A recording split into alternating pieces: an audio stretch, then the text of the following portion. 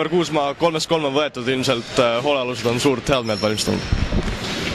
Jah, et eriti tänase mänguga ma võin küll rahul olla, et võideldi täitsa mehe eest ja siin niisuguses palavas katlas jõuti mängida päris füüsilist mängu, et see on nagu ütleme, valmistab väga hea meelt.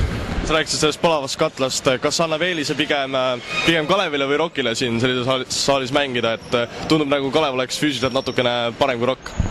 Noh, ikkagi Rocki kodusaal, et vaadates täna nende tabavusprotsenti, siis nad tundsid ennast päris hästi ja ma arvan, et eelist ei ole mitte kumbagil võistkonnal, et mõlemal tuleb mängida ühesugustes tingimustes.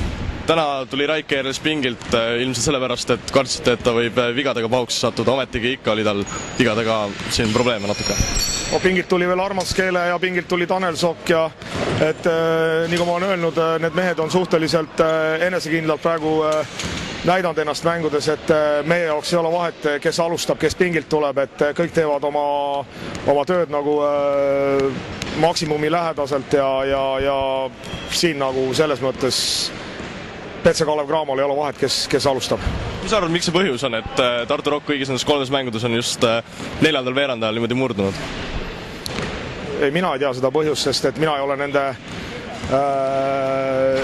treening ettevalmistust juures viibinud ja mina nende taktikalisi plaane ei tea põhimõtteliselt, et seda peaks küsima ikkagi Indrek Visnapu käest. 3-0 edu siit vist enam kaotada ei saa? Alati saab, aga see peaks küll väga midagi ekstreemset juhtuma, kui me siit selle seeria ära kaotame.